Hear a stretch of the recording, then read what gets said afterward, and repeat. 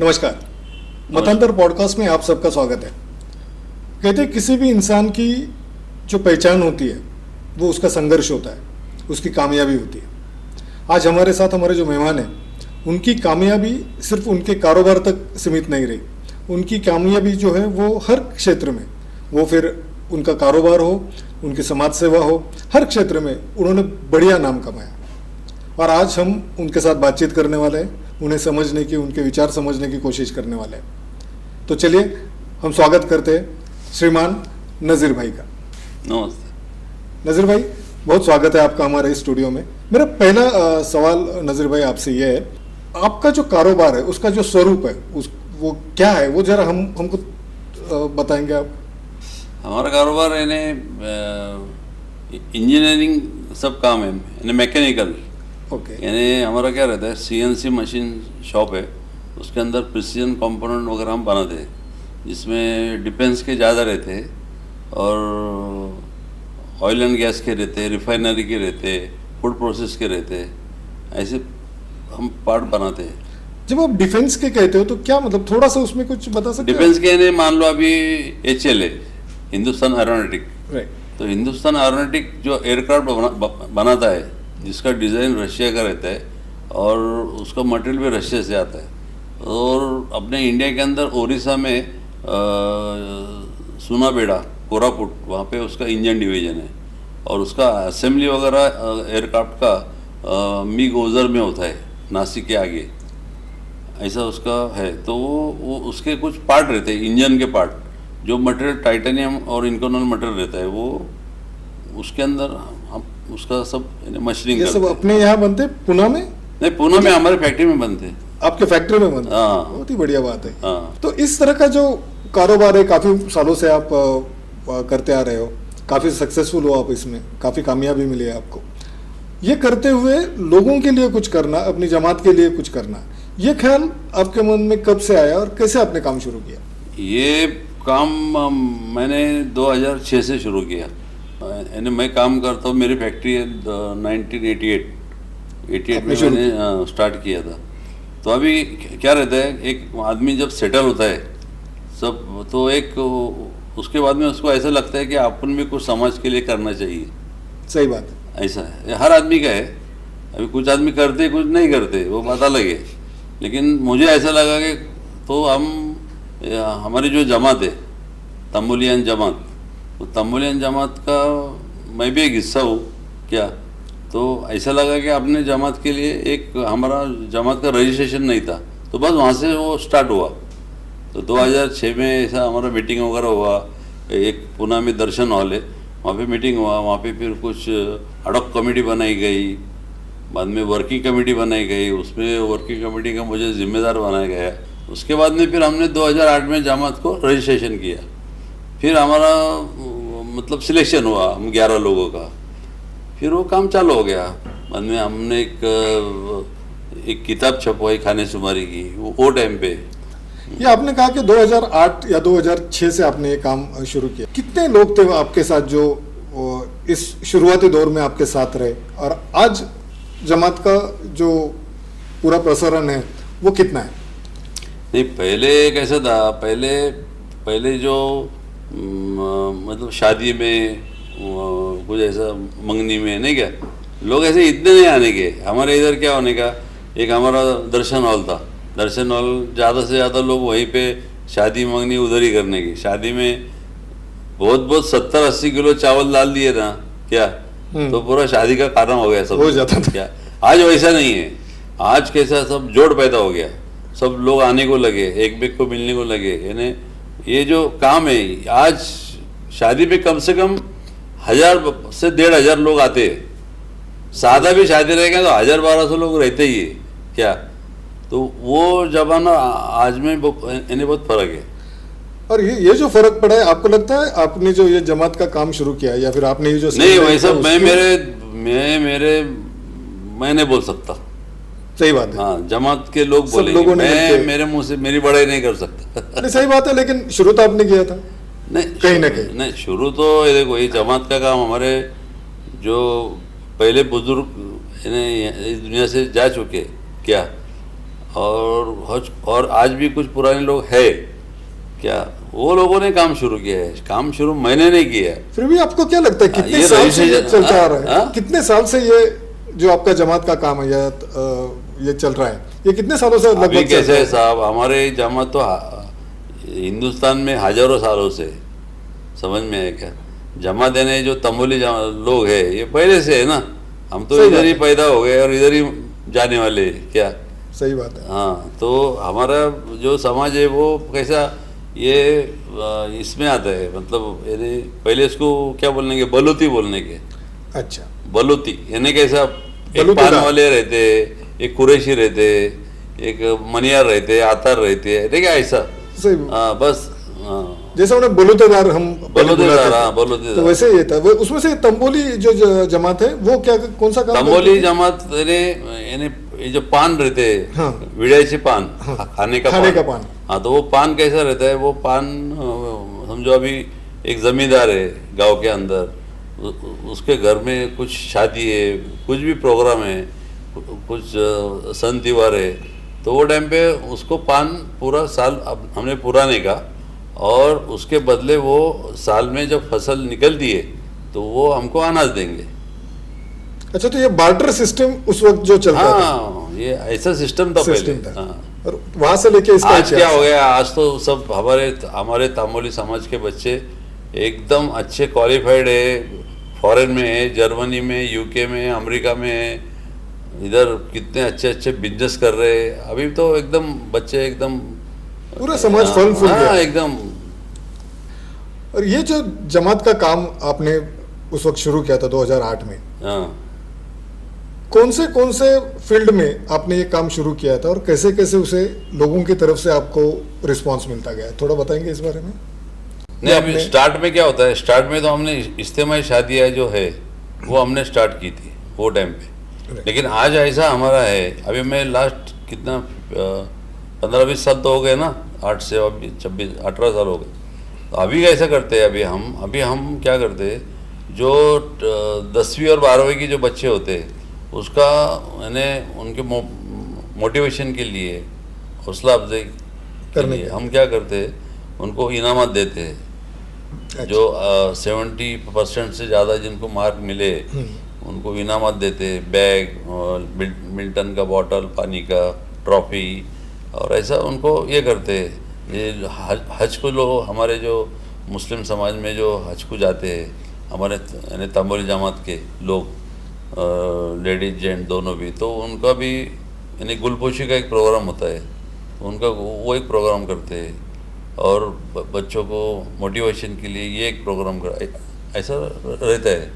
अभी हम क्या करने वाले हैं, अभी बच्चों को यानी काउंसलिंग करने का जो काम है, क्या आज का जो ज़माना है वो अभी एआई का ज़माना चालू हो गया है, तो ये उनको अच्छा गाइडेंस के लिए अच्छे टीचर्स हम यानी अवेलेबल करके एक गाइडलाइन उनको मिले, हाँ, गाइडलाइन आगे जाने का एक रास्ता मिले, रास्ता मिलेगा।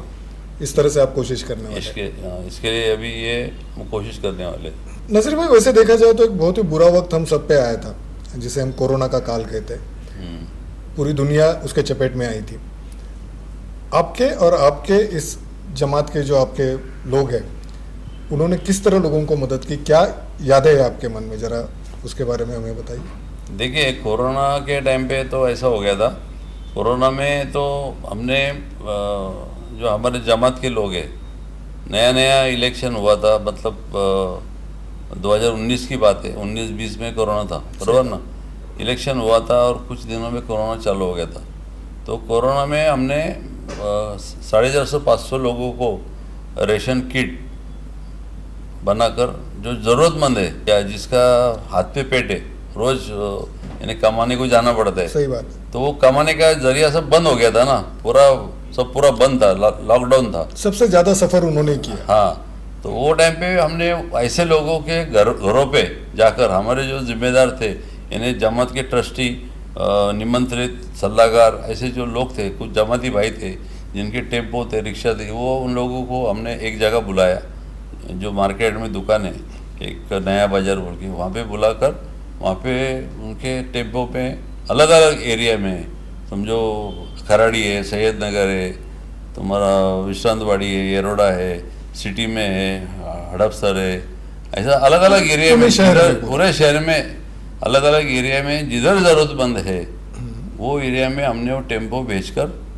उनके घरों तक वो सामान पहुंचाया। बाद में रमज़ान में भी पहुंचाया और 2020 में वापस रमज़ान के टाइम पे भी सिरकुल सेकेंड वेव आया था। हाँ, सेकंड वेव आया था, वो टाइम पे भी पहुंचाया। और ये रेशन के साथ साथ हमने जिन लोगों को कोरोना के टाइम पे मेडिकल की ज़रूरत थी, कुछ मतलब हॉस्पिटल में नहीं क्या कुछ पैसे की ज़रूरत बहुत ज़रूरत थी लोगों को। हाँ, तो वो टाइम पे भी हमने वो भी इंतज़ाम किया था और हमने वो मदद पहुंचाई। अभी कैसा रहता है, हमने जो मदद पहुंचाई ना वो हमने ऐसा दिखावा नहीं किया, मेन बात। अच्छा, यानी हमारे जब टेम्पो सब लेके उधर आए थे मार्केट में, तो मैंने उनको बोला एक ने भी कैमरा मोबाइल निकालने का नहीं, किसी का फ़ोटो लेने का नहीं, टेम्पो का फ़ोटो लेने का नहीं, ना रेशन के किट का फ़ोटो लेने का है। दिखावा कोई नहीं चाहिए। आज उनके ऊपर वक्त है, कल हम पे भी आ सकता है, ये मेरी बात थी हमारे सब साथियों को। क्या बात है। हाँ, तो ये बिल्कुल काम करने का नहीं। अपन का क्यों कर रहे, अल्लाह के रज़ा के लिए कर रहे, अपन दिखावे के लिए नहीं कर रहे। तो इसके लिए ये काम कोई करने का नहीं। तो मेरा सबने सुने, किसी ने भी फ़ोटो नहीं निकाला, किधर भी हाईलाइट नहीं, किधर व्हाट्सएप पे नहीं डाला, कुछ नहीं, गपचुप, बंद मुट्ठी। सही बात है। कुछ लोगों के मुझे फ़ोन भी आए, उन्होंने क्या बताया, अरे नज़ीर भाई तुमने बहुत अच्छा काम किया, ये किया। मैं बोला अरे भाई मैंने काम नहीं किया, मेरे जमात ने काम की। सबने मिलके ये। हाँ, ऐसा मैंने बताया। और मेरे ख्याल से ऐसी एक दूसरी एक आपदा आई थी, दूसरा एक संकट आया था हम पे, वो था सैलाब का। हाँ, मेरे ख्याल से महाड़ में था, कई सारे जगहों पे वो जो निसर्ग चक्रवादल जो आया था उसके वजह से काफ़ी हानि हुई थी। उस वक्त भी आपने काफ़ी सारी मदद वहाँ के लोगों को की थी, तो वो क्या था? हमने जो सैलाब ज़्यादा मैंने महाड़ और रत्नागिरी में जब आया था ना, तो वो टाइम पे हमने इधर पूना में कोंडवा में एक हिलमिस्ट सोसाइटी है, हिलमिस्ट सोसाइटी के उधर हमारे एक रिश्तेदार है, ये लोगों ने वहाँ पर एक पेंडाल बनाया था। वो पेंडाल के अंदर सब जो भी लोग मदद कर रहे थे वहाँ पे सब जमा कर रहे थे। तो मुझे एक दिन वहाँ पे उन्होंने बुलाया था और बुलाकर मेरे हाथों से उसका ओपनिंग किया था। तो वहाँ पे बहुत सारा सामान जम गया था, कम से कम 20 टन माल जमा था। उसमें हमने भी उसके अंदर हमारे जमात के लोगों ने सब उधर माल जमा करके कम से कम एक ट्रक पूरा महाड़ रत्नागिरी में जो खाने का सामान है, घर में ज़रूरत का सामान है, ब्लैंकेट है, कपड़ा है, ऐसा बहुत सारा 20 टन सामान वहाँ पे हमारे लोगों ने जाके खुद वहाँ पे पहुँचाया था। बहुत ही बढ़िया बात है। और हमने हमारी एक यानी कमेटी है, सीरत कमेटी, उसके अंदर मैं भी मेंबर हूँ। तो वो टाइम पे पर हमने 2 गाड़ी लेकर गए थे, हम 10 लोग थे। तो हमने वहाँ पे जाकर वहाँ के जो जिम्मेदार है उनको मिलके, फिर वहाँ के जो गरीब लोग हैं उनको वहाँ बुलाए, वो लोगों ने, जिम्मेदार ने, और उनके हाथ में डायरेक्ट हमने पैसों का पाकिट दिए। ऐसे लाखों रुपए हम तकसीम करके वो टाइम पे पर भी आए थे। नज़र भाई, वैसे देखा जाए तो जैसा मैंने कहा कि वक्त बदल रहा है, टेक्नोलॉजी बदल रही है, लोगों का चीज़ों की तरफ देखने का नज़रिया बदल रहा है, और ये जो नई पीढ़ी है जिन्हें हम जेन ज़ी कहते हैं या फिर कुछ और कई सारे नाम हैं उनके लिए, इन बच्चों को एक सही राह दिखाने के लिए आपको क्या लगता है कि आने वाले कल में आपको क्या करना चाहिए? आपके जमात को, आपके लोगों को क्या करना चाहिए ऐसा लगता है? नई पीढ़ी को इन्हें काउंसलिंग करना चाहिए। काउंसलिंग करने के लिए अच्छे मतलब जो काउंसलर है, टीचर अच्छे, उनको बुलाकर उनको काउंसलिंग करना चाहिए।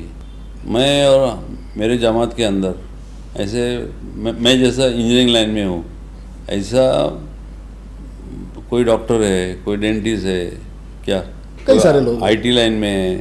तो ये हम सब ऐसे कुछ लोग जमा करके उनको, वो जो बच्चे हैं आज के, उनको हम गाइडेंस करेंगे कि भाई इंजीनियरिंग में आए तो क्या होता है, इंजीनियरिंग में क्या फ़ायदे, क्या तोटे, क्या ये जैसा मैं करूँगा वैसे दूसरे भी लोग करेंगे। तो एक बच्चों के लिए एक गाइडलाइन, हाँ, बच्चों के अपने लिए, हाँ, समझो घर में ही हाँ, अपने बच्चों के उन्हें लिए मिलेगी। एक गाइडलाइन तैयार हो जाएंगी। तो जैसा कि मैंने कहा कि ये वक्त बदल रहा है, तो नज़ीर भाई इस बदलते वक्त के साथ जो डिजिटल चीज़ें हो रही है, सब कंप्यूटर पे आ रहा है, सब ऑनलाइन हो रहा है, इंटरनेट पे आ रहा है, तो उस हिसाब से आप कुछ बदलाव कर रहे हैं? हाँ, हम अभी क्या करने वाले हैं, हमने एक खानेशुमारी किताब बनाई थी 2022 में। ये हमारी किताब है, 2022 में हमने बनाई थी।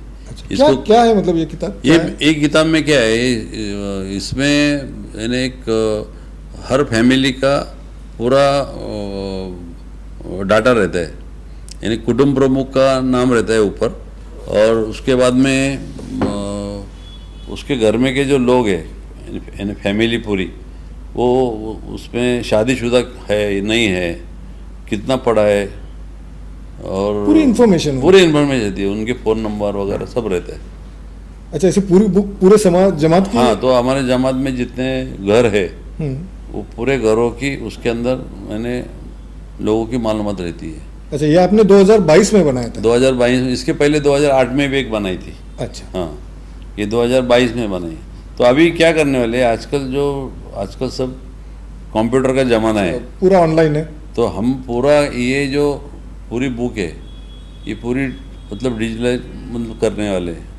अच्छा। हाँ, तो उसके अंदर वो सब बातें हम मालूम पड़ेंगी, और हर जो आजकल सब पढ़ा लिखा तबका है, तो वो उनको खुद को समझो, अभी कोई नाम बदली होता है वो खुद कर सकेंगे। कॉरपोरेशन का कुछ मेडिकल के लाइन से, कुछ एजुकेशन के लाइन से कुछ योजना है, कॉरपोरेशन की है, गवर्नमेंट की, शासन की है, तो कई सारी वो सब उसके अंदर मतलब उसका अलग अलग योजना रहते हैं ना, सब निकलते हैं, वो हमको मालूम नहीं रहता है।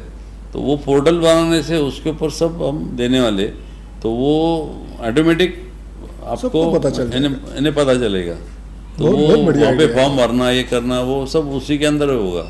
तो आजकल सब बच्चों को कंप्यूटर आता है, ऐसा कुछ नहीं। सही बात है। तो वो सब इन्हें घर के बड़ों को नहीं आता है, तो लेकिन बच्चे लोग को आता है। तो बच्चे लोग सब वो अभी कर सकते हैं। नहीं, बहुत ही बढ़िया आइडिया है, चालू करने वाले। बहुत ही बढ़िया आइडिया। ये पोर्टल आपका बहुत ज़्यादा लोगों के काम आएगा। हाँ नज़ीर भाई, ये जो इलेक्शन हो रहा है 2026 में, आप तो काफ़ी सालों से इस प्रोसेस को देख रहे हैं, इलेक्शन को देख रहे हैं, लोगों का जो रिस्पांस आ रहा है वो आप देख रहे हैं, तो क्या अपील आप करते हो, किस तरह से इस इलेक्शन को आप बताना चाहते हो लोगों को कि क्या अलग है या फिर क्या होने वाला है? मेरा तो ये कहना है सब जमाती भाइयों से कि 9 तारीख को इतवार के दिन सुबह 10 बजे से 5 बजे तक इलेक्शन का टाइम है। वो टाइमिंग में जो घर के ज़िम्मेदार है, जिनका वोटिंग लिस्ट में नाम है, तो सभी लोगों ने आकर वोट देने के लिए आना चाहिए। और हमारा जो पैनल है 16 से 28 नंबर है, वो पैनल पे ठप्पा लगाना चाहिए। ये जो आपके साथ ये जो इलेक्शन अभी हो रहा है, इस इलेक्शन में आपके साथ कौन कौन आपके साथ लोग हैं, उनके बारे में आप कुछ बताना चाहेंगे? अभी हमारे जो इलेक्शन हो रहा है ना, वो इलेक्शन के अंदर तो सब मैंने तंबोली ही रहते हैं, बराबर, और सबके कोई जॉब करता है और कोई बिजनेस करता है, सब जिम्मेदार लोग हैं, जिसको यानी समाज का काम कैसा किया जाए ये सब नॉलेज है, ऐसे नॉलेजेबल लोग हैं, तो सब काम इन्हें करने में खरे उतरेंगे। अभी मेरा तो कारोबार, मैं इंडस्ट्री में हूँ, दूसरे हमारे एक भाई है वो टूर्स एंड ट्रेवल्स के अंदर है। अच्छा। उनका भी बहुत बड़ा बिजनेस है, और बाकी कुछ इसका काम करते हैं, कंप्यूटर का काम करते हैं, कोई जॉब करते हैं, कुछ गवर्नमेंट सर्वेंट है, कुछ आईटी में करते हैं, ये सब मतलब जिम्मेदार अलग अलग फील्ड में काम करते हैं। नज़ीर भाई, वैसे देखा जाए तो रोजगारी की जो समस्या है वो काफ़ी बड़ी है, हर जगह पे बड़ी है। उसे लेकर या उसे कम करने के लिए, उन लोगों को मदद करने के लिए कि रोजगार की ज़रूरत है, आप कुछ प्लान करेंगे? हमने अभी इस बार ऐसा प्लान किया है कि एक क्या बोलते हैं ना, मेड़ावा, रोजगार मेड़ावा। हाँ, तो वो एक हम ऐसा करने वाले हैं। यानी क्या है कि अभी पढ़े लिखे भी लोग रहते हैं लेकिन जॉब नहीं मिलता है, तो और कुछ अपने प्लम्बर है, वेल्डर है, फिटर है, टर्नर है, नहीं क्या, कई सारे ऐसे अलग अलग फील्ड के लोग रहते हैं। तो उनके अगर जॉब की समस्या है तो कहाँ पे उनको फिट करना है, सही तो बात। हमारे कुछ लोग हैं उनकी पहचान की वजह से अभी अभी मैं इंजीनियरिंग लाइन में हूँ, मेरे इधर कोई ऐसे लगते हैं क्या, कोई आईटी के लाइन में है, उनके इधर कोई ऐसे लगते हैं क्या, तो वो वहाँ पे वो प्रॉब्लम सॉल्व हो सकता है। इसके लिए वो बढ़िया। जॉब फेयर काम आजकल क्या है मालूम क्या, मैं तुमको बोलता हूँ, काम बहुत है, काम करने वाले मिलते नहीं है। ये अलग समस्या है। हाँ, काम करने वाले मिलते नहीं है और लोग बोलते काम नहीं है। अरे काम बहुत है, काम करने वाला चाहिए, तो उनको जरा एक प्लेटफॉर्म पे लाएंगे, भाई क्या प्रॉब्लम है, तो उसको उधर फिट करेंगे इंशाल्लाह, है क्या नहीं। बहुत ही बढ़िया हो जाएगा ये, और हर एक के लिए वो काफी मददमंद हाँ। साबित होगा। नजीर भाई, पुणे में लक्ष्मी रोड पे ही तंबोली मस्जिद है, हाँ, मैंने कई बार देखा है। उसका जरा हमें इतिहास बताइए ना, और उसमें आपने उस मस्जिद के लिए आपने क्या क्या किया है? नहीं वो क्या है, वो जो मस्जिद है वो बहुत पुरानी है। हाँ, मतलब 150 साल पुरानी रहेगी क्या। बाप रे। हाँ, हमारे मतलब पुरखों ने वो मस्जिद बनाई है, बाद में उसका रिनोवेशन हुआ। 2022 में हमने उसका एक मतलब क्या रहता है, एक चैरिटी में रजिस्ट्रेशन पहले था, तो चैरिटी से वो वर्क बोर्ड में जाना चाहिए, क्योंकि अच्छा। जीआर निकला गवर्नमेंट का कि 95 में भी निकला कि जितने कब्रस्तान हैं, दरगाह है, जमात खाने हैं, मस्जिद है, ये सब वर्क बोर्ड में इसका रजिस्ट्रेशन होना चाहिए। तो वो हुआ नहीं था, तो इसके लिए उसका रजिस्ट्रेशन ही हुआ नहीं, तो फिर ऑडिट विडिट कहाँ से होने वाला, वो सब पेंडिंग था। तो वो एक हमारा पेंडिंग था, 18 साल का रिपोर्ट पेंडिंग था ऑडिट, तो वो सब करके लिया, रजिस्ट्रेशन करके लिया। हमारे बाहर मस्जिद के बाहर एक लास्ट टाइम क्या हुआ था, रमज़ान के अंदर पानी का प्रॉब्लम आने का, तो हमने एक रेडीमेड टाकी आती है ना सिंटेक्स की, बड़ी वो टाकी मैंने एक 5000 लीटर की टाकी बाहर ला के लगा दी थी। तो अभी वो यानी अच्छा दिखता नहीं ना, फिर हमने क्या किया, वो नीचे पानी का टाकी एक 20,000 लीटर का टाकी बनाया उसी जगह पे नीचे ज़मीन में बना। पूरा आरसीसी, और वो बाहर का भी बहुत सारा फेंसिंग वगैरह सब खराब हुआ था। नहीं, अभी तो बहुत बढ़िया हाँ, अभी लोग आपने देखे रहेंगे ना उधर, कई बार देखा है। नजीर भाई, आपकी जो कंपनी है तांबोली इंजीनियर्स प्राइवेट लिमिटेड, इसके बारे में हमें जरा बताइए ना कि शुरुआत का दौर कैसे था और आज कौन से मकाम पर ये कंपनी है? शुरुआत का दौर तो ऐसा था कि बहुत जीरो से स्टार्ट है हमारा, यानी छोटा एक लेथ मशीन से स्टार्ट है। एक ही लेथ मशीन? हाँ, एक ही लेथ, एक लेथ, वो भी सेकेंड हैंड। अपने हाँ, वो उससे हमारा स्टार्ट हुआ है। मेहनत बहुत करना पड़ी, लेकिन आज अच्छा है। आज किस मकाम पर वो कंपनी है? आज तो बहुत है, आज कम से कम मेरे पास 100-150 करोड़ की बचत रही है, सिर्फ मशीनरी? हाँ, और सब सीएनसी है ना, महंगे रहते हैं। हाँ, सही बात है। तो वो है। बाद में स्टाफ अच्छा है, 20-25 इंजीनियर है, काम करते हैं, और हम अच्छा डिफेंस का काम करते हैं, रिफाइनरी के पार्ट बनते हैं, तुम्हारा फूड प्रोसेस में बनते हैं, ऑयल एंड गैस के बनते हैं, तो अच्छे मेजर पार्ट रहते हैं हमारे पास, वो मशीनिंग करके देते हैं। नज़ीर भाई, आपका इतना बड़ा इंजीनियरिंग फर्म है, तो आप तो इंजीनियर हो गई, मतलब आपको ये सब जानकारी तो होगी, और फिर आपके साथ बाकी के इंजीनियर जुड़ते गए, कंपनी बड़ी होती गई, ऐसा ही होगा या ऐसा ही है?